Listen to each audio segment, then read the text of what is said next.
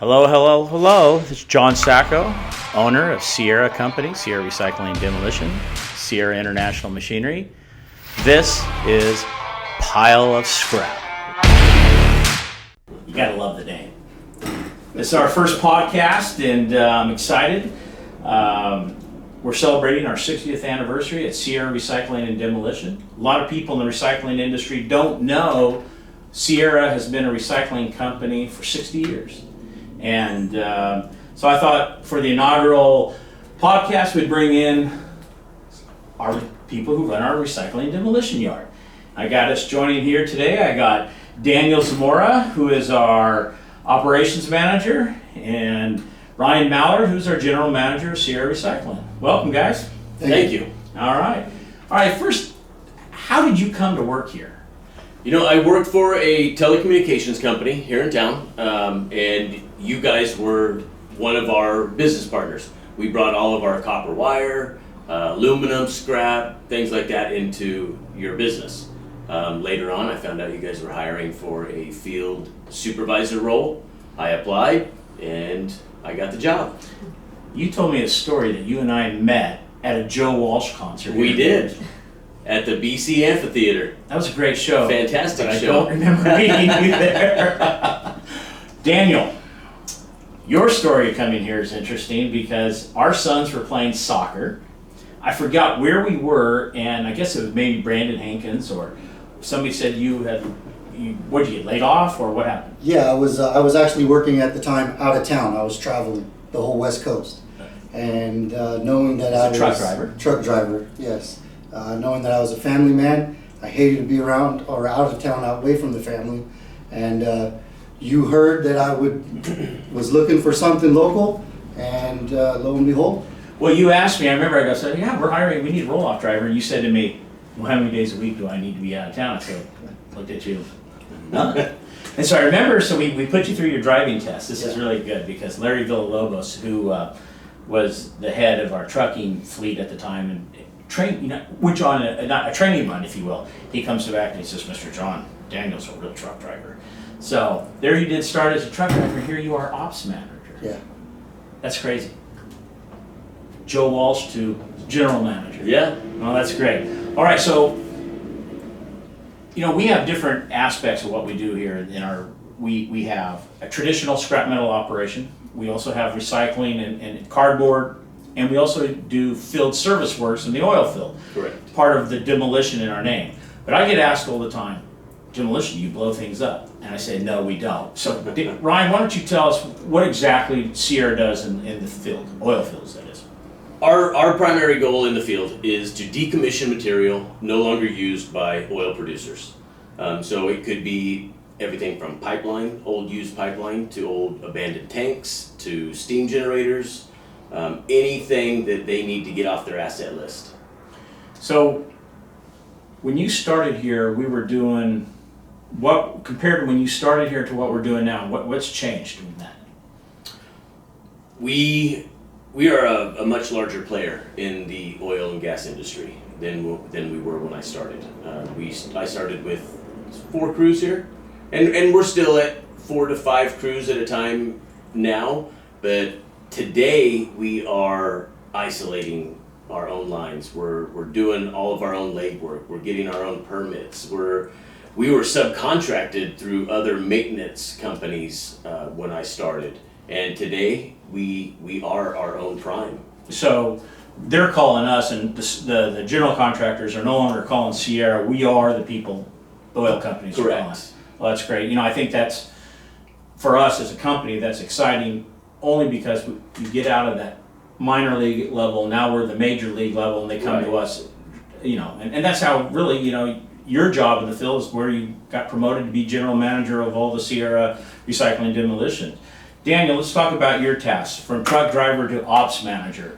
Tell us exactly, tell me a typical day of you here at Sierra. So typical day, first of all, I not only do the logistics, but also do maintenance.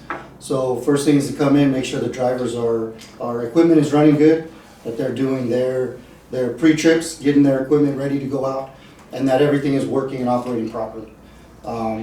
Getting them dispatched where they need to go, And then also fielding other calls from our other divisions of whether maintenance, what needs to be worked on, maintained, upkeep, and then communicating with Ryan as far as what's coming in that we need to process, prepare to ship out.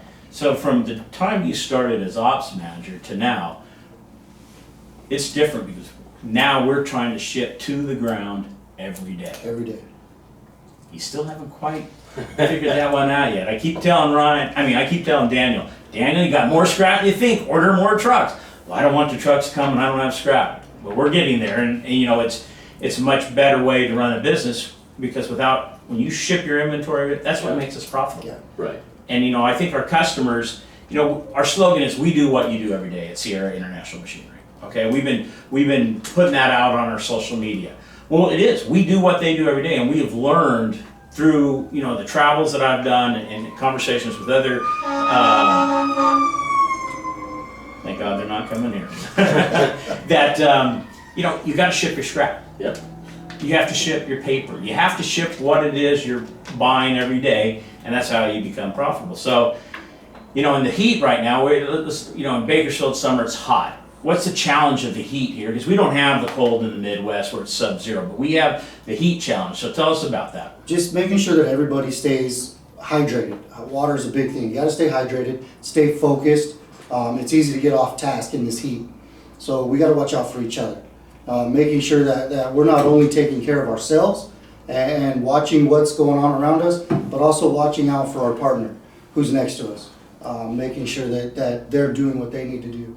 Stay hydrated, get enough rest.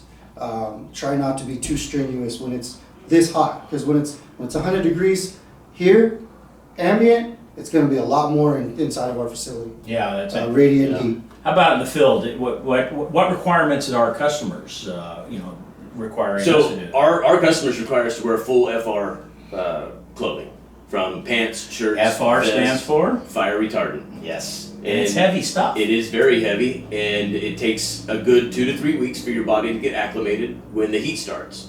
It's not that bad in the wintertime, but when you're out wearing FRs in the summer, where it's 105, 108, and you've got to put on leathers and you're torching material, or you're sitting in equipment, you're spotting equipment, it gets hot, very hot. Well, yeah, but they get it, the body's adapting. So, Correct. that's part of what we do. We got to watch it. The heat, we have so many customers at Sierra that run in sub-zero, from the upper Midwest and from Iowa to Minnesota to Maine, where, it drops down to minus 48 degrees. And they're always, well, can we run the equipment? And, we think at zero, you shouldn't run your piece of equipment, because it just takes too long to warm up the machine, to get the oil pumping through. Even though the oil tanks have heaters, Right. all the oil in the piping and the cylinders. So we think at zero, stop running. And we got customers in way up Fort McMurray, Canada. They're like, zero, that's a balmy day. So it is a little different, but people always ask us about the heat. All right, so moving on, let's talk about yard cleanliness for a second. Okay. Because my dad's nickname, Mr. Clean. Did you know my father? I did not have the privilege. You knew my dad. I did. Okay, dad's nickname, Mr. Clean. Yes. And he got that nickname because he was an organization freak. Now, he was also a drill sergeant in World War II. And do we have any World War II picture? Yeah, here he is right over here. World War II picture. So he was a drill sergeant in World War II. And your bunk had to be, everything had to be. And so at home, he wasn't necessarily a drill sergeant at home, but I couldn't get out of my room at 6 years old without my bed being made. And so, it's funny because you come down here and I hear it all the time. We are the cleanest scrapyard there is. Yep. Tell us about the challenges of being the cleanest, Danny. It's a constant battle. I mean, every day brings something different. The material coming in, just trying to keep things organized, trying to stay ahead of it. Not all the time we can stay on top of it every single day, but we do our best to make sure that we do our housekeeping, because that's going to prevent accidents. It's going to keep our customers safe. It's going to keep our employees safe. And it's just going to give us a better environment to work in all together. Well, I think that segues into our next segment. We're going to talk about safety and the importance of safety at Sierra. So I think For those who can see us and those who can't see us, let's put our safety gear on. Because I think people don't understand what it is safety is in this industry, and that we are the 5th most deadly industry, the recycling industry. That's crazy. When I was chairman of ISRI, we were the 4th deadliest industry. Now we're 5th. So our efforts at ISRI, as our trade associations, to be safer, it's working. Starting with you, Ryan, the oil fields. I mean, But you know, everybody talks about oil field safety and how much they preach safety, safety, safety in the oil field. But the oil field's not doing anything different than what we're already doing here. Our main goal every day is that our employees go home the same way they came to work, in one piece. And we strive to do what we do here at our customers' facilities. We don't change anything. We still do JSAs here in our yard. We still JSA, do another acronym for a job safety analysis. And we're doing that in the field when we assemble equipment.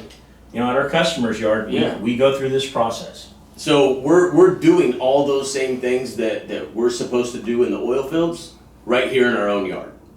So nothing changes. Daniel, you have a lot of people and a lot of moving parts here, from the ferrous operation in the back to the non-ferrous to the paper. What scares you the most? What is the safety aspect that keeps you up at night? You know, there's so much moving parts. Anything can go wrong at any given time. So just making sure that we're proactive is the number one thing. And if something comes up, we have a close call, or something could have happened, potentially been a lot worse than what it was. That's scary. Why did we not see that before it happened? Why didn't we catch that ahead of time? So that's what keeps me up, is what can we do to be proactive to make sure that our customers are safe and our employees are safe? Well, look, safety is a journey. You never arrive. You can never sleep and say, oh, we got the best safety program. Yeah, that doesn't mean anything. Right. You know you have a good safety program only at the end of the day, when everybody goes home with all their fingers and toes and ears and body parts. Nobody's hurt. Every day you start at the bottom and you have to work towards the goal of safety. And at ISRI, one of the things, safety, the slogan of safely or not at all, and the ISRI circle of safety. You've participated in some of the ISAC meetings, have you not?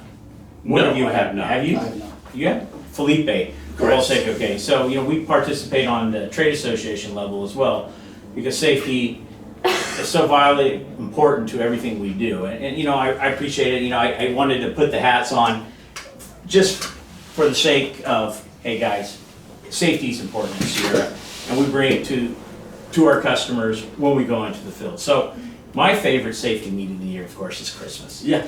We have more fun giving away the Christmas gifts and seeing somebody win something like the big TVs, how excited they get, That's always my favorite safety meeting, but they can be tough. But I think our employees have also bought into safety, and they take it home. And that is the most important thing. You hear it from all the guys here, is that they now do things differently at home than they did before they started working here at Sierra. And they've bought in, and that's the biggest thing. So that's the culture that we have tried to create over the years at Sierra. Right. Let's talk about the culture. When you guys go to a new hire, I know you talk about culture, but what do you tell them? Right. We just tell them that, the most important thing here at Sierra, the most important thing here is safety. Without safety, we don't have a company. If we didn't have the safety record that we currently have, we wouldn't have the customers that we have. We wouldn't have the material that we have. We wouldn't have the longevity that this company has had over all these years. Daniel, well, for the new hires in the yard that come in here. It's the respect and the teamwork that everybody has together. We really have a great group of guys, and we strive to make sure that we bring the right people in that are going to fit in and they're going to work well as a team. Well, every day. So, before I became an officer at ISRI, I went to my dad and I said, hey, They want me to be an officer. I don't know if I have the time. And he says, you're crazy. You're going to be in the know. You have to do this. Well, I did. And what happened was I learned about stormwater. Mm-hmm. Here in Bakersfield, we get less than 6 inches of rain a year, right? But we're treated by the water people, water board, or whoever it is, as if we have 50 inches of rain a year and we're dumping into a river in our backyard, which we're not. So that was one of the things of being chairman of ISRI is stormwater. So we repaved our yard, resloped it to where everything that touches metal goes through filters and through into tanks. Mm-hmm. But we found out we still got to spend $500,000 more this year to even be more compliant. Let's talk about what we're doing here at Sierra with the stormwater, the new stormwater filters, and what we're implementing. So what we're putting in is a system that will not allow any of our current stormwater to run off of our property. Everything that leaves this facility, every drop of water that leaves this facility, rooftops, asphalt, concrete, you name it, will be filtered out. And before it leaves this property, it will be completely filtered into nearly potable water. It's a big task, but $500,000, and as a business owner, the thought of spending $500,000 and we get nothing from it. The only thing we get from it is getting fined. Correct. But you have to do the right thing, and I think that, that's one of the things. There's always been another part. I think you just do the right thing. It's not fancy. Just do the right thing. Right. And stormwater, very easy to not do it, especially in an area like this. But we have to do it, and I think that's always our goal. We have to comply with all the regulations, Mm-hmm. safety, environmental. It's important. But you know what? We're stewards of the land. We are the real environmentalists. People can tell, oh, yeah, but you know what? Recycling facilities, we're taking what's being discarded. Right. And we're doing it and processing it in a environmentally friendly way and getting it so it can be consumed again. From scrap iron, paper, copper, aluminum, stainless steel, brass, Yeah. That's what we do. We're the original environmentalists. Absolutely. But it seems like we're always at war with the regulators. And it's never enough. But I always wonder, what happens if you eliminate all your recyclers? Where does those material go? Back in the landfill. Side of the roads, cars. Yeah. Can you imagine the pollution if cars and appliances are just dumped on the side of the road, the CVCs from the Freon being cut loose, the oils, we'd have the biggest environmental disaster that you can have. Absolutely. But we're doing our part, and I think this is great. So let's have a little fun here and talk about fun experiences we've had here. It's a serious thing. What's the funniest thing you've come across here at Sierra? Oh man, I to be honest with you, there's probably one a month.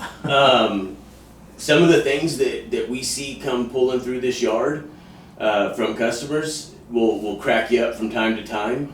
Some of the things that we see out in the field is pretty funny, and yeah, I couldn't name just one. Well, I got it. I got one. This one. So it's been about a year ago.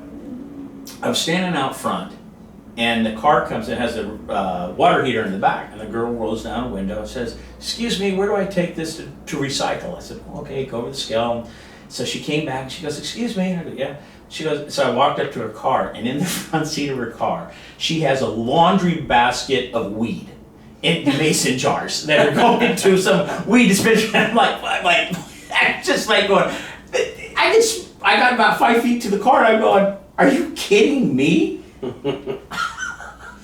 She was so worried about recycling. I guess she was really being green, because there was a lot of green in her front seat. What about you, Daniel? In logistics and doing a lot with DOT and trucking, I pay attention to a lot of the loads that I see come in here. And it never amazes me how customers will secure items coming into this facility on their rooftops, on their trunks. Yeah.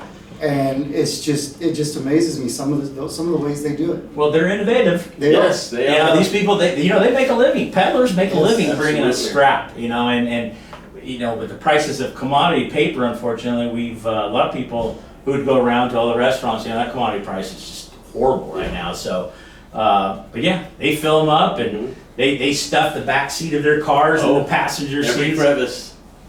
So yeah, they're getting everything filled in. But you know, you got to admire that. Oh yeah. Because they're hustling. Absolutely. Yep. And they're making their living doing this. And I think that's great. Well, you know, all right. Another story I love is, okay, so, you know, at Sierra International Machinery, we innovated, and Emery has the Rev 4, which we have a patent on the doors. And we brought it in here last June, so we ran the machine 4 months to get any bug out of it before we got it out into the marketplace.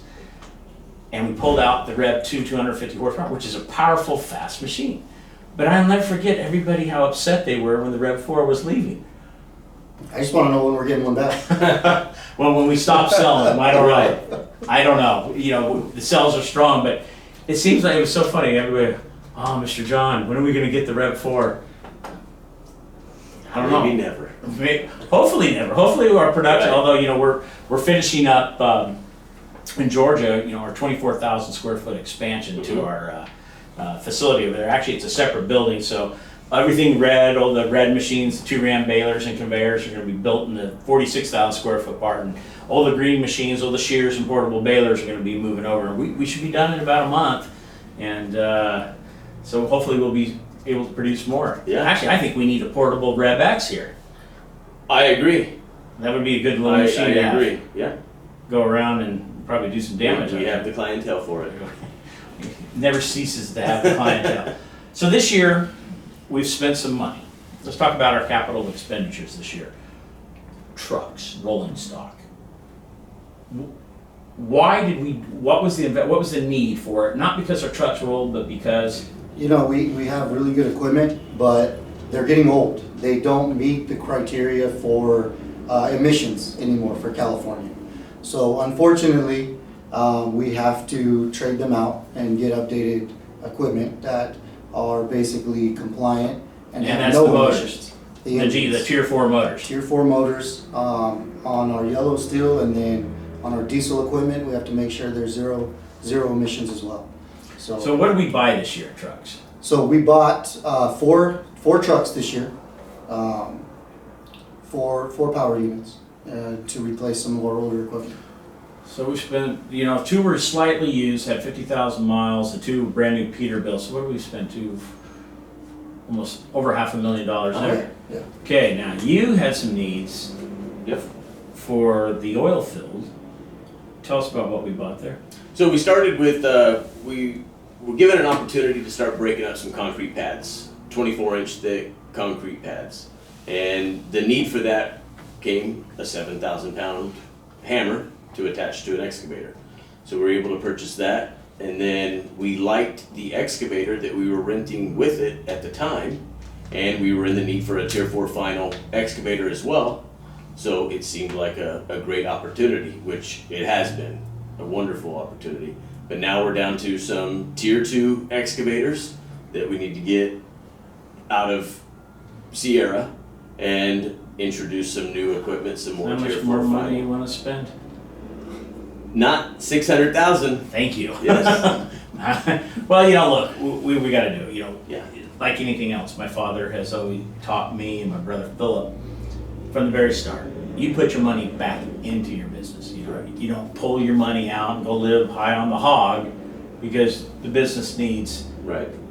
continuous investment. And so, you know, it's people who buy equipment from Sierra, buy the shears, the portable balers, the 2-ram balers, the conveyors, you know, they're doing the same thing.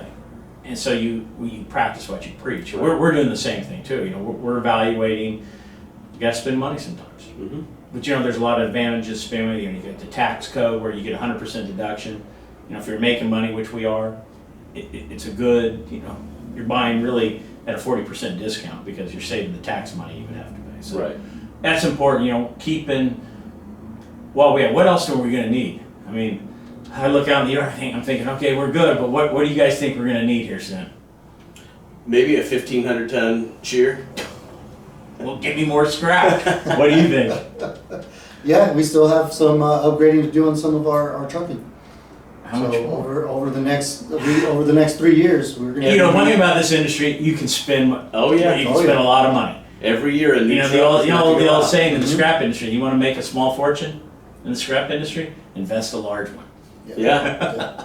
Now, you're always constantly having to spend money, you're always having to improve your operations because efficiencies, the cost of doing business is not going down. No. The labor costs are up. You know, look at 3.6% unemployment. We're at the bottom of the barrel. You know, we struggle in Georgia to find people. Mhm. You don't, there's nobody we've hired who's unemployed. Everybody we hired is, and then is getting them past our physicals and our drug testing. Right. Because we have a zero tolerance. Because our clients in the field, basically, you know, our oil field customers demand it. Correct. And we actually have some customers on the machinery side who buy equipment who also demand that our employees, before they go out to the job site, that they've been in a drug protocol, you know, testing program, and that we have a random programs. But we haven't really lost anybody. No. Back to the culture. Yeah. They know it coming in. They do. But you know what I hate? We hire somebody, they sit a week in a safety class, they go out in the yard in day one and they quit. That drives me nuts. They get their week's pay, sitting in a cool office, air conditioning, going through safety training, and then they sit one day out, it's 102 degrees. They're turning in their gear. When I started here, my orientation was 40 hours with a group of guys. Day one, same thing happened. 2 of them left. Because it was August, it was 102, 103 degrees, and they said, this isn't for me. Yeah, they thought it was. We watched the videos, we knew what we were getting into. Well, look, it's tough. It's not, you know, the labor business, you know, pulling copper wire, sorting metals, driving forklifts in the sea. You know, that's not an easy job, you know, and you gotta hand it to the people who do this every day and get out there and do it, and you know, your hat's off. And that's why I love the year-end safety meeting. Yes. To reward the employees for their hard work, to reward them for really their safety, because you know they do a hell of a job, and to see them get those TVs and the barbecues and the fun things, that I love that. You know, that's what we're here for. I mean, everybody's got to win, Right. and I think that's really important to Sierra's success and going forward. All right, biggest change at Sierra since you've been here? Biggest change. Oh man. You know, we are far busier than we've been in the 11 years I've been here. There are people going every which way in our facility. Employees. People with a lot of things to do, but a lot of passion about what they're doing. So that's probably the biggest change. Daniel, biggest change since you've been here? My office window. Went from 18 wheels to being in the yard. The biggest change, I would say, you know, this is the 19th of June, and we lost my father 10 years ago, and on June 23rd. So, still the biggest change is not having him here. Yeah. You know, to look at these pictures of Dad and the old guys when they started, and to know, well, I'm now that guy. I still haven't quite grasped that 100%. Well, look, let's wrap this up, gentlemen. Thanks for the discussion. Can I say one thing? Yeah, absolutely. Daniel said his office window changed, but technically Daniel's in a trailer in the back that still technically has wheels on it and a window. Yeah, but he gets to look out into a warehouse. All right, gentlemen, thank you very much. And that's it for the first edition of A Pile of Scrap.